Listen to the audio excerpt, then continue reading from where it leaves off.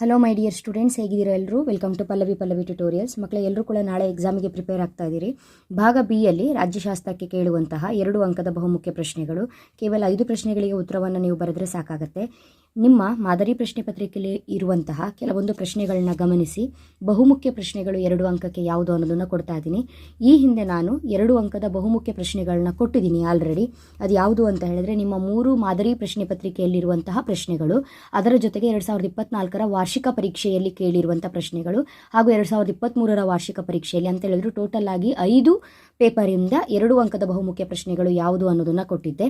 So ನಿಮ್ಮ ಇವಾಗ ನೀಲಿ ನಕ್ಷೆಯ ಪ್ರಕಾರ ಒಂದಿಷ್ಟು ಬಹುಮುಖ್ಯ ಪ್ರಶ್ನೆಗಳನ್ನು ಇಲ್ಲಿ ಕೊಟ್ಟಿರುವಂಥ ಪ್ರಶ್ನೆಗಳನ್ನ ಗಮನಿಸಿ ಅದೇ ಅಧ್ಯಾಯದಲ್ಲಿ ಬರುವಂತಹ ಇನ್ನುಳಿದ ಪ್ರಶ್ನೆಗಳನ್ನ ಕೊಡಬೇಕಾಗುತ್ತೆ.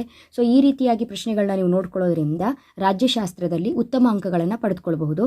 ಈ ಹಿಂದಿನ ವಿಡಿಯೋಗಳಲ್ಲಿ 10 ಅಂಕಕ್ಕೆ 5 ಅಂಕಕ್ಕೆ ಬಹುಮುಖ್ಯವಾಗಿ ಯಾವ ಪ್ರಶ್ನೆಗಳನ್ನ ಓದ್ಕೊಳ್ಬೇಕು ಅಂತ ಪೀಠಿಕೆ ಹಾಗೂ ಪಾಯಿಂಟ್ಸ್ಗಳನ್ನ ಕೊಟ್ಟಿದ್ದೆ.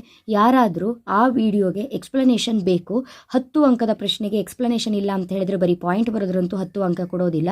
ಕೊಟ್ಟಿರುವಂತಹ ಪಾಯಿಂಟ್ಗಳಿಗೆ ಎಕ್ಸ್ಪ್ಲನೇಷನ್ ಬೇಕು ಅಂತ ಹೇಳಿದ್ರೆ 10 ಅಂಕದ ಪ್ರಶ್ನೆಗಳಿಗೆ ಸಂಬಂಧಪಟ್ಟಾಗೆ ಪ್ರತಿಯೊಂದು ಪ್ರಶ್ನೆಗೂ ಕೂಡ ಒಂದೊಂದು ವಿಡಿಯೋನ ಮಾಡಿ ಅಪ್ಲೋಡ್ ಮಾಡಿದ್ದೀನಿ, ಅದು ಕೂಡ ವಿವರಣೆ ಸಹಿತ. ಆ ವಿಡಿಯೋಸ್ಗಳನ್ನ ವಾಚ್ ಮಾಡಿದರೆ ಅಥವಾ ಆ ವಿವರಣೆಯನ್ನು ಒಂದ್ಸಲ ಕೇಳಿದರೆ ಓನಾಗಿ ಕೂಡ ಆ ಪಾಯಿಂಟ್ಗಳಿಗೆ ನೀವು ವಿವರಣೆಯನ್ನು ಬರೀಬಹುದು. 10 ಅಂಕ ತಗೊಳ್ಳೋದಕ್ಕೆ ನಿಮಗೆ ಹೆಲ್ಪ್ ಆಗುತ್ತೆ. ಈ ವಿಡಿಯೋದಲ್ಲಿ 2 ಅಂಕಕ್ಕೆ ಸಂಬಂಧಪಟ್ಟಾಗೆ ಬಹುಮುಖ್ಯ ಪ್ರಶ್ನೆಗಳು, ಅದಕ್ಕೆ ಉತ್ತರ ಏನು ಅನ್ನೋದನ್ನು ಹೇಳ್ತಾ ಇದ್ದೀನಿ. ವಿಡಿಯೋ ಎಂಡ್ವರೆಗೂ ಕೊಟ್ಟಿರುವಂತಹ ಅಷ್ಟು ಪ್ರಶ್ನೆಗಳನ್ನು ಕೂಡ ನೀವು ಕರೆಕ್ಟಾಗಿ ಒಂದು ಕಡೆ ನೋಟ್ ಮಾಡಿಟ್ಕೊಂಡು ಓದ್ಕೊಳ್ಬೇಕಾಗತ್ತೆ. ಇದಾದ ನಂತರ 5 ಅಂಕದ ಬಹುಮುಖ್ಯ ಪ್ರಶ್ನೆಗಳನ್ನ ಯಾವುದು ಓದ್ಕೊಳ್ಬೇಕು ಅಂತ ಆಲ್ರೆಡಿ ಕೊಟ್ಟಿದ್ದೀನಿ. ನಿಮಗೇನಾದರೂ ಅದಕ್ಕೂ ಕೂಡ ವಿವರಣೆ ಬೇಕು ಅನ್ನೋದಿದ್ರೆ ನನಗೆ ಕಮೆಂಟ್ ಮಾಡಿ, ಓಕೆನಾ? ಮೊದಲ ಬಹುಮುಖ್ಯ ಪ್ರಶ್ನೆ, ಫೆಡರಲ್ ನ್ಯಾಯಾಲಯವು ಎಲ್ಲಿ ಮತ್ತು ಯಾವಾಗ ಸ್ಥಾಪನೆ ಆಯಿತು? 1937ರಲ್ಲಿ ದೆಹಲಿಯಲ್ಲಿ ಪ್ರಾರಂಭವಾಯಿತು. ಬಾಂಬೆಯನ್ನು ಎಷ್ಟು ರಾಜ್ಯಗಳಾಗಿ ವಿಂಗಡಿಸಲಾಯಿತು? ಬಾಂಬೆಯನ್ನು 2 ರಾಜ್ಯಗಳನ್ನಾಗಿ ವಿಭಜಿಸಲಾಯಿತು. ಒಂದು ಮಹಾರಾಷ್ಟ್ರ, ಇನ್ನೊಂದು ಗುಜರಾತ್. ಪಂಜಾಬನ್ನು ಎಷ್ಟು ರಾಜ್ಯಗಳಾಗಿ ವಿಂಗಡಿಸಲಾಯಿತು? ಪಂಜಾಬನ್ನು 2 ರಾಜ್ಯಗಳಾಗಿ ವಿಂಗಡಿಸಲಾಯಿತು. ಅವುಗಳೆಂದರೆ ಪಂಜಾಬ್, ಹರಿಯಾಣ. ನೆಕ್ಸ್ಟು ಪ್ರಶ್ನೆಯನ್ನು ಯಾವ ಆರ್ಡರ್ ವೈಸಲ್ಲಿ ಕೊಡ್ತಾ ಇದ್ದೀನಿ, ಆ ಆರ್ಡರ್ ವೈಸಲ್ಲೇ ಇಂಪಾರ್ಟೆಂಟ್ ಆಗಿರುತ್ತೆ. ನೆಕ್ಸ್ಟು 1935ರ ಕಾಯ್ದೆ ಎಷ್ಟು ವಿಧಿ ಮತ್ತು ಎಷ್ಟು ಶೆಡ್ಯೂಲ್ಗಳನ್ನು ಹೊಂದಿದೆ? 321 ವಿಧಿ ಮತ್ತು 10 ಶೆಡ್ಯೂಲ್ಗಳನ್ನು ಹೊಂದಿದೆ. ನೆಕ್ಸ್ಟು ಪ್ರಾದೇಶಿಕ ಪಕ್ಷ ಎಂದರೇನು? ಒಂದು ನಿರ್ದಿಷ್ಟ ಪ್ರದೇಶಕ್ಕೆ ಮಾತ್ರ ತನ್ನ ಕಾರ್ಯಾಚರಣೆಯನ್ನು ಸೀಮಿತಗೊಳಿಸಿಕೊಂಡು ಅಲ್ಲಿನ ನೆಲ, ಜಲ, ಭಾಷೆಗಳನ್ನು ಪ್ರತಿನಿಧಿಸುವ ಹಾಗೂ ಸ್ಥಳೀಯ ಜನರ ಹಿತಕ್ಕಾಗಿ ಹೋರಾಟ ನಡೆಸುವ ರಾಜಕೀಯ ಪಕ್ಷ.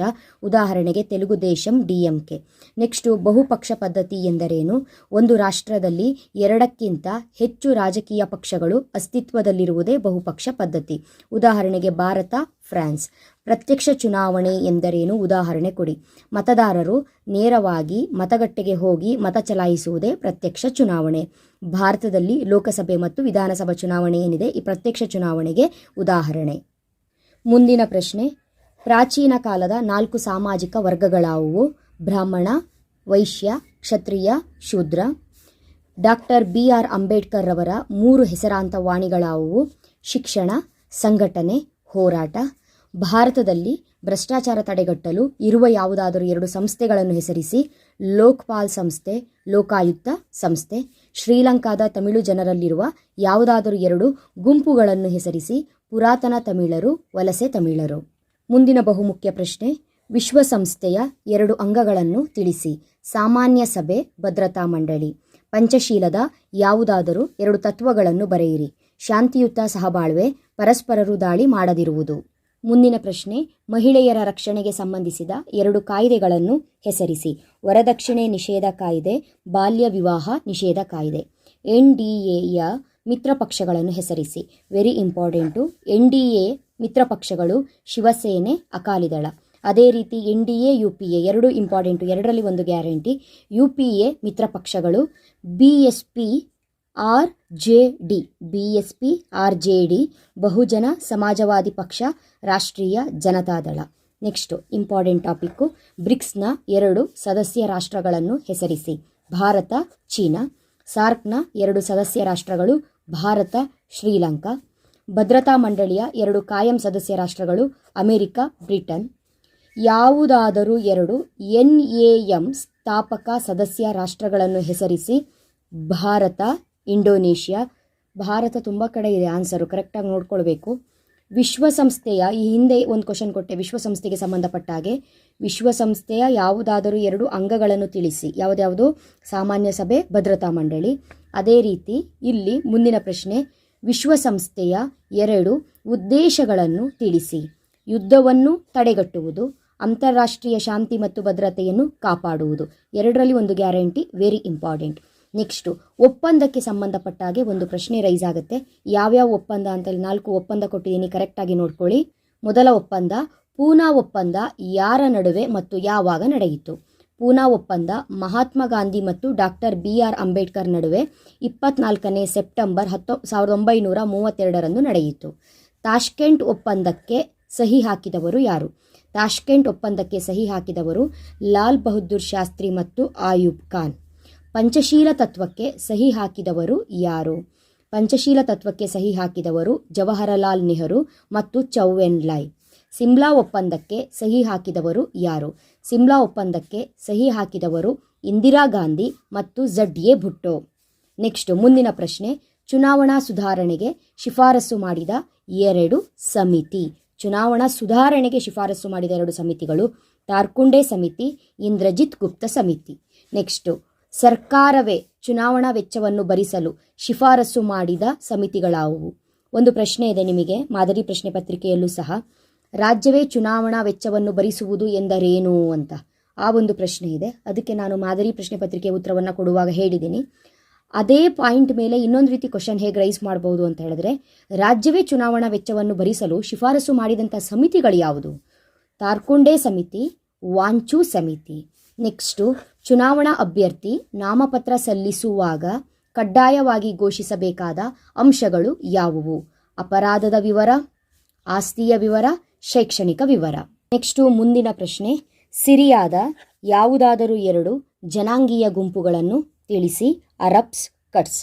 ಯಾವುದಾದರೂ 2 ಮಿಲಿಟರಿ ಬಣಗಳನ್ನು ತಿಳಿಸಿ. NATO, SEATO. Very important topic. Military ಬಣಗಳು 2 ಯಾವುದು? ಭಾರತದಲ್ಲಿ ಭ್ರಷ್ಟಾಚಾರ ನಿರ್ಮೂಲನೆ ಮಾಡಲು ಇರುವ 2 ಅಡಚಣೆಗಳು ಯಾವುವು? ಭ್ರಷ್ಟ ರಾಜಕಾರಣಿಗಳು, ಅಧಿಕಾರಶಾಹಿಯ ಅನೈತಿಕತೆ. ಅನಕ್ಷರತೆಗೆ 2 ಕಾರಣಗಳು. ಇದೆಲ್ಲ ನೀವು 5 ಅಂಕ 10 ಅಂಕಕ್ಕೆ ಬಹುಮುಖ್ಯವಾಗಿ ಓದ್ಕೊಂಡಿರ್ತೀರಿ. ಆ ರೀತಿ ಪ್ರಶ್ನೆ ಕೇಳಿದಾಗ ಈ ಭ್ರಷ್ಟಾಚಾರ, ಭಯೋತ್ಪಾದನೆ, ರಾಷ್ಟ್ರೀಯ ಭಾವೈಕ್ಯತೆ, ಅಸಮಾನತೆ, ಅನಕ್ಷರತೆ ಇದೆಲ್ಲ ನೀವು ದೊಡ್ಡ ಪ್ರಶ್ನೆಗಳನ್ನ ಓದ್ಕೊಂಡಿರೋದ್ರಿಂದ ನಿಮಗೆ 2 ಅಂಕದಲ್ಲಿ ಕಷ್ಟ ಆಗಲ್ಲ. ಕೆಲವೊಂದು ಒಪ್ಪಂದಗಳು, ಕೆಲವೊಂದು ಇಸ್ವಿಗಳು, ಕೆಲವೊಂದು ಸದಸ್ಯ ರಾಷ್ಟ್ರಗಳು ಈ ರೀತಿ ಓದ್ಕೊಳ್ಬೇಕು ನೀವು ಮೇಯ್ನ್ ಆಗಿ. ನೆಕ್ಸ್ಟು ಅನಕ್ಷರತೆಗೆ 2 ಕಾರಣಗಳು ಬಡತನ, ಜನಸಂಖ್ಯಾ ಸ್ಫೋಟ. ಇದಾದ ನಂತರ ಭಾರತದ ಯಾವುದಾದರೂ 2 ರಾಷ್ಟ್ರೀಯ ರಾಜಕೀಯ ಪಕ್ಷಗಳು ಗೊತ್ತಿದೆ, ಕಾಂಗ್ರೆಸ್, BJP ಬರೀರಿ. ಕೇಂದ್ರ ಲೋಕ ಸೇವಾ ಆಯೋಗದ 2 ಕಾರ್ಯಗಳನ್ನ ಬರಿಬೇಕು. ನೀವೇನು ಕಾರ್ಯಗಳನ್ನ ಓದ್ಕೊಂಡಿರ್ತೀರಿ ಯಾವ್ದು 2 ಬರೆದ್ರೂ ನಡೆಯುತ್ತೆ. ಕೇಂದ್ರ ಮತ್ತು ಅಖಿಲ ಭಾರತ ಸೇವೆಗಳ ನೇಮಕಾತಿಗೆ ಸ್ಪರ್ಧಾತ್ಮಕ ಪರೀಕ್ಷೆಗಳನ್ನು ನಡೆಸುವುದು, ತಮ್ಮ ಕರ್ತವ್ಯ ನಿರ್ವಹಣೆಗೆ ಸಂಬಂಧಿಸಿದ ವಾರ್ಷಿಕ ವರದಿಯನ್ನು ರಾಷ್ಟ್ರಪತಿಗೆ ಸಲ್ಲಿಸುವುದು.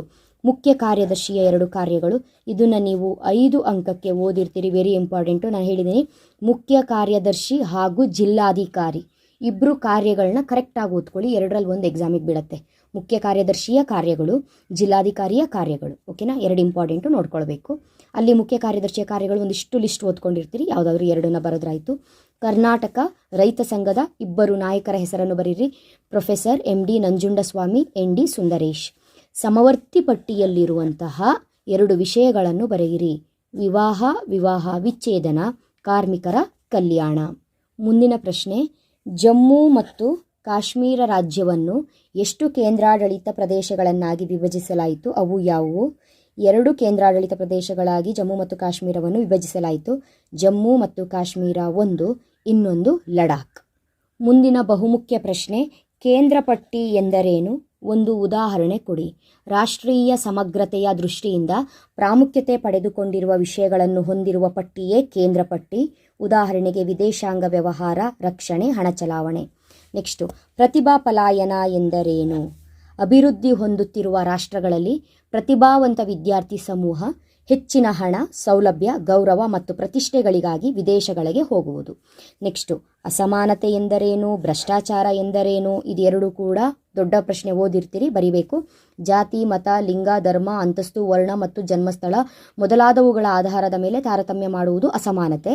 ವೈಯಕ್ತಿಕ ಲಾಭಕ್ಕಾಗಿ ಅಧಿಕಾರವನ್ನು ದುರುಪಯೋಗಪಡಿಸಿಕೊಳ್ಳುವುದೇ ಭ್ರಷ್ಟಾಚಾರ. ಆಪ್ತಸ್ನೇಹಿ ಬಂಡವಾಳಶಾಹಿ ಎಂದರೇನು? ವಾಣಿಜ್ಯ ವ್ಯಾಪಾರಗಳಲ್ಲಿ ಯಶಸ್ಸು ಕಾಣಲು ವಾಣಿಜ್ಯೋದ್ಯಮಿಗಳು ಮತ್ತು ಸರ್ಕಾರಿ ಅಧಿಕಾರಿ ವೃಂದದ ನಡುವೆ ಇರುವ ನಿಕಟ ಸಂಬಂಧ.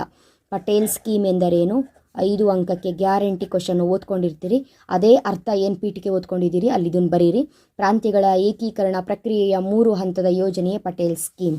ನೆಕ್ಸ್ಟು, ಆಡಳಿತ ಸೇವೆಯ ತಾಟಸ್ಥ್ಯ ಎಂದರೇನು ಅಥವಾ ರಾಜಕೀಯ ತಾಟಸ್ಥ್ಯ ಎಂದರೇನು ಅಂತ ಪ್ರಶ್ನೆ ಇದೆ. ಇದನ್ನು ನಾನು ಮಾದರಿ ಪ್ರಶ್ನೆ ಪತ್ರಿಕೆಯಲ್ಲೂ ಕೂಡ ಈ ಪ್ರಶ್ನೆ ಇತ್ತು, ಉತ್ತರವನ್ನು ಕೊಟ್ಟಿದ್ದೀನಿ, ಕರೆಕ್ಟಾಗಿ ಬರೀಬೇಕು, ಇದು ಇಂಪಾರ್ಟೆಂಟು. ನಾಗರಿಕ ಸೇವಾ ಸಿಬ್ಬಂದಿಯು ಅಧಿಕಾರದಲ್ಲಿ ಯಾವುದೇ ರಾಜಕೀಯ ಪಕ್ಷವಿದ್ದರೂ ಸಹ ತಮ್ಮ ಕರ್ತವ್ಯಗಳನ್ನು ಸಂವಿಧಾನದ ಚೌಕಟ್ಟಿನೊಳಗೆ ನಿರ್ವಹಿಸುವುದರ ಮೂಲಕ ಎಲ್ಲ ರಾಜಕೀಯ ಚಟುವಟಿಕೆಗಳಿಂದ ದೂರವಿರುವುದು. ನೆಕ್ಸ್ಟು ನೋಡಿ, ಇದು ಬಹುಮುಖ್ಯವಾಗಿ ಕೇಳೋ ಚಾನ್ಸ್ ಇದೆ. ಯಾಕಂದರೆ ಆಡಳಿತ ಸೇವೆಯ ತಾಟಸ್ಥ್ಯ ಮಾದರಿ ಪ್ರಶ್ನೆ ಪತ್ರಿಕೆಯಲ್ಲಿ ಕೇಳಿರೋದ್ರಿಂದ ಆಡಳಿತ ಸೇವೆಯಲ್ಲಿ ಅನಾಮಧೇಯತೆ ಎಂದರೇನು ಅಂತ ನಿಮಗೆ ಪ್ರಶ್ನೆಯನ್ನು ಕೇಳಬಹುದು.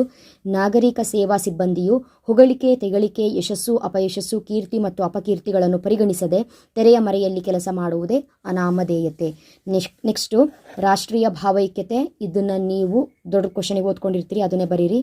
ನೆಕ್ಸ್ಟು, ಸಾಮಾನ್ಯ ಕನಿಷ್ಠ ಕಾರ್ಯಕ್ರಮ ಎಂದರೇನು ಅಂತ ಕೇಳಿದರೆ, ಸಮ್ಮಿಶ್ರ ಸರ್ಕಾರ ವ್ಯವಸ್ಥೆಯಲ್ಲಿ ಮೈತ್ರಿಕೂಟದ ಪಕ್ಷಗಳು ತಮ್ಮ ಸಿದ್ಧಾಂತವನ್ನು ಬದಿಗೊತ್ತಿ ಸರ್ಕಾರವನ್ನು ನಡೆಸಿಕೊಂಡು ಹೋಗಲು ಕೆಲವು ಸಾಮಾನ್ಯ ಕನಿಷ್ಠ ಕಾರ್ಯಕ್ರಮಗಳನ್ನು ಹಮ್ಮಿಕೊಂಡಿರುವುದೇ ಸಾಮಾನ್ಯ ಕನಿಷ್ಠ ಕಾರ್ಯಕ್ರಮ. ಮುಂದಿನ ಪ್ರಶ್ನೆ, ಚುನಾವಣೋತ್ತರ ಮೈತ್ರಿ ಎಂದರೇನು? ಚುನಾವಣೆಯ ನಂತರ 2 ಅಥವಾ 2ಕ್ಕಿಂತ ಹೆಚ್ಚು ರಾಜಕೀಯ ಪಕ್ಷಗಳು ಮೈತ್ರಿ ಮಾಡಿಕೊಳ್ಳುವುದು. ಪಕ್ಷಾಂತರ ನಿಷೇಧ ಕಾಯ್ದೆ ಎಂದರೇನು? ಶಾಸನಸಭೆಯ ಸದಸ್ಯರು ತಾವು ಆಯ್ಕೆಯಾದ ಪಕ್ಷವನ್ನು ತೊರೆದು ಮತ್ತೊಂದು ಪಕ್ಷಕ್ಕೆ ಹೋಗುವುದನ್ನು ತಡೆಗಟ್ಟಲು ರೂಪಿಸಿದ ಕಾಯ್ದೆ. ಇದು ನೋಡಿ, ಮರ್ಯಾದಾ ಹತ್ಯೆ ವೆರಿ ಇಂಪಾರ್ಟೆಂಟು. ಆಧುನಿಕತೆಯ ಪರಿಣಾಮವಾಗಿ ಯುವಜನತೆ ಅಂತರ್ಜಾತಿ ಅಂತರ್ಧರ್ಮೀಯ ವಿವಾಹ ಮಾಡಿಕೊಂಡಾಗ ಕುಟುಂಬದ ಗೌರವವನ್ನು ಕಾಪಾಡಲು ಮದುವೆಯಾದ ಯುವಕ ಯುವತಿಯನ್ನು ಕುಟುಂಬದವರೇ ಹತ್ಯೆ ಮಾಡುವುದು. ಅಸ್ಮಿತೆ ರಾಜಕಾರಣದ ಅರ್ಥ. ಅಸ್ಮಿತೆ ರಾಜಕೀಯ ಎಂಬುದು ಗುರುತಿಸಿಕೊಳ್ಳುವ ರಾಜಕೀಯವಾಗಿದ್ದು ಸ್ವಂತ ಲಾಭಕ್ಕಾಗಿ ಪ್ರಯತ್ನಿಸುವ ಪ್ರಕ್ರಿಯೆಯಾಗಿದೆ. ರಾಷ್ಟ್ರ ನಿರ್ಮಾಣದ ಅರ್ಥ ಓದ್ಕೊಂಡಿರ್ತೀರಿ, ದೊಡ್ಡ ಕ್ವಶನು. ವಿದೇಶಾಂಗ ನೀತಿಯ ಅರ್ಥ ದೊಡ್ಡ ಕ್ವಶನು ಓದ್ಕೊಂಡಿರ್ತೀರಿ.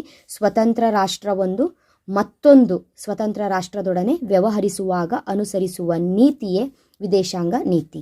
Very important. ಅಂತಾರಾಷ್ಟ್ರೀಯ ಸಂಬಂಧಗಳ ವ್ಯಾಖ್ಯೆ ನೀಡಿ ಅಂತ ಕೇಳಿದಾಗ ನೀವು ಆಥರ್ ನೇಮ್ ಹಾಕಿ ಬರಿಬೇಕಾಗತ್ತೆ. ಓಲಾ ಜೋಸೆಫ್ ರವರ ಪ್ರಕಾರ ಅಂತಾರಾಷ್ಟ್ರೀಯ ಸಂಬಂಧ ಎಂಬುದು ಅಂತಾರಾಷ್ಟ್ರೀಯ ವ್ಯವಸ್ಥೆಯೊಳಗೆ ರಾಷ್ಟ್ರಗಳ ನಡುವೆ ಅಥವಾ ವಿವಿಧ ಸಂಘಟನೆಗಳ ಸದಸ್ಯರ ನಡುವೆ ಉಂಟಾಗುವ ಪ್ರಕ್ರಿಯೆಗಳ ಅಧ್ಯಯನವಾಗಿರುತ್ತದೆ. ನಿಮಗನ್ಸಿರ್ಬೋದು ಆರ್ಡ್ರ್ ಪ್ರಕಾರ ಕ್ವಶನ್ಸನ್ನು ಕೊಡ್ಬೋದಾಗಿತ್ತು ಅಂತ, ಹಾಕ್ಕೊಟ್ಟಿಲ್ಲ. ನಾನು ಫಸ್ಟಿಂದ ಹೇಗೆ ಹೇಳ್ಕೊಂಡು ಬಂದಿದ್ದೀನಿ ಅದೇ ಅರ್ಥದಲ್ಲಿ ಅದು ಎಕ್ಸಾಮಿಗೆ ಇಂಪಾರ್ಟೆಂಟ್ ಆಗಿರುತ್ತೆ. ನಾನು ಕೊಟ್ಟಿರುವ ರೀತಿಯಲ್ಲೇ ಓದ್ಕೊಂಡೋಗಿ.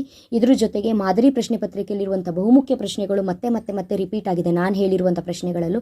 ಹಾಗಾಗಿ ಇಲ್ಲಿ ಹೇಳಿರುವಂಥ ಪ್ರತಿಯೊಂದು ಪ್ರಶ್ನೆಗಳು ನಿಮ್ಮ ವಾರ್ಷಿಕ ಪರೀಕ್ಷಾ ದೃಷ್ಟಿಯಿಂದ ಬಹುಮುಖ್ಯವಾಗಿರುತ್ತೆ. ಮುಂದೆ ಇದೇ ರೀತಿ ಬಹುಮುಖ್ಯ ಪ್ರಶ್ನೆಗಳನ್ನ ಅಪ್ಲೋಡ್ ಮಾಡಿದಾಗ ನಿಮಗೆ ನೋಟಿಫಿಕೇಶನ್ ಬರಬೇಕು ಅಂದರೆ ಜಸ್ಟ್ ಸಿಂಪಲ್ ನಮ್ಮ ಚಾನಲ್ ಪಲ್ಲವಿ ಟ್ಯುಟೋರಿಯಲ್ಸ್ನ ಸಬ್ಸ್ಕ್ರೈಬ್ ಮಾಡಿಕೊಂಡು ಆಲ್ ಬಟನ್ನ ಕ್ಲಿಕ್ ಮಾಡ್ಕೊಳ್ಳಿ. ವಿಡಿಯೋ ಬಂದ ತಕ್ಷಣ ನೋಟಿಫಿಕೇಶನ್ ಬರುತ್ತೆ ಮಕ್ಕಳು. ಓಕೆನಾ? ಮುಂದಿನ ವಿಡಿಯೋದಲ್ಲಿ ಮತ್ತೆ ಸಿಗ್ತೀನಿ. ಅಲ್ಲಿವರೆಗೂ ಚೆನ್ನಾಗಿ ಓದ್ಕೊಳ್ಳಿ. Thank you. All the best.